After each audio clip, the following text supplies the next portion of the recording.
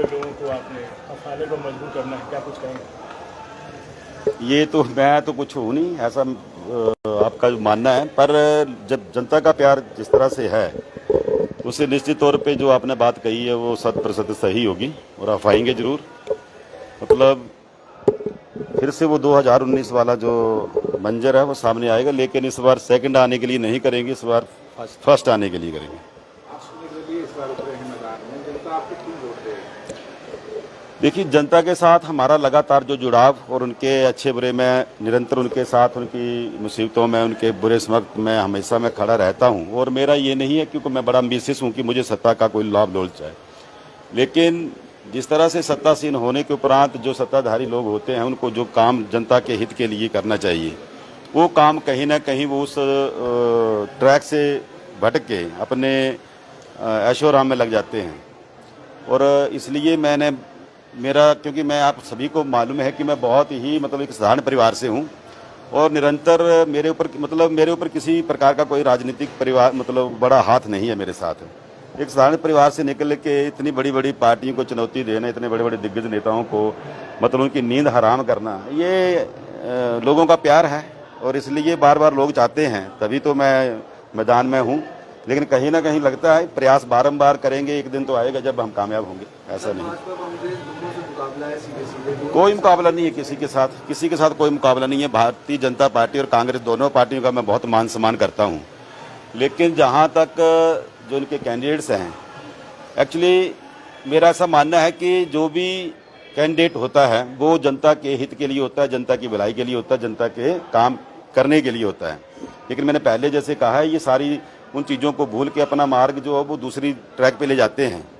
इसलिए मुझे नहीं लगता, क्योंकि मैं मानता हूं कि Bharatiya Janata party international party है, कांग्रेस पार्टी नेशनल पार्टी है, और मैं यहाँ पे इन दोनों पार्टियों के समक्ष जो है वो बतौर आज़ाद प्रत्याशी जो है वो कंटेस्ट कर रहा हूँ।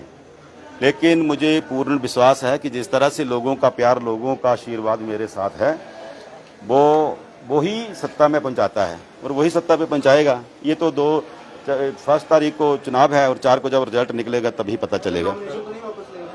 नहीं, क्यों लेंगे नॉमिनेशन वापस? एक बात तो आप अपने मन में, और आपके माध्यम से मैं ये कहना चाहता हूँ समस्त जिनके मन में ये ऐसी वैसी बातें चल रही हैं, मैं कभी भी घबराता भी नहीं हूँ, डरता भी नहीं हूँ और झुकता भी नहीं हूँ।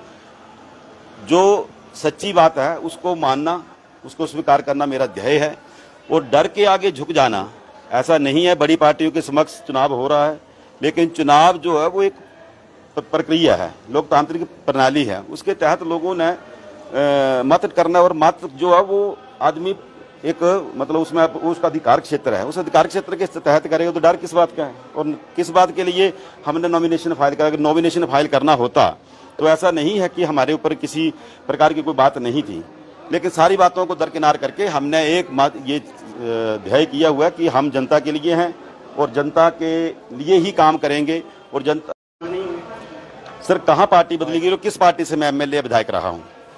आपके पास जवाब है? अभी मैंने पहले ये बात स्पष्ट की है कि पिताजी ने, कि जिनके खानदानी जो राजनेता थे, उन्होंने अपनी पार्टियां अपने महत्वाकांक्षा के लिए बदल दी हैं, और जब उनको लोगों ने मैंडेट दिया था और उसके बाद अपनी महत्वाकांक्षा थी उनकी कि मुझे क्या नहीं बनाया गया, मुझे इस पार्टी के अंदर वो क्यों चीज नहीं मिली, और उसकी एवज में उन्होंने पार्टी में इतना बड़ा हिमाचल प्रदेश की जनता के ऊपर पुनः एक बोझ डाला है, तो उसको कहते हैं भाई साहब दल बदल करना। मैंने कोई दल बदल नहीं किया है, ऐसा कुछ नहीं है। और आप का ये जो प्रश्न है इसका यही जवाब है, मुझे लगता है। बिल्कुल बिल्कुल लड़े भाई साहब, लोकतंत्र है, इसमें किसी को कोई मैं कौन होता हूँ किसी को मना करने के लिए? अगर कोई चुनाव लड़ना चाहता तो वो बड़ी अपनी इच्छा शक्ति से लड़े।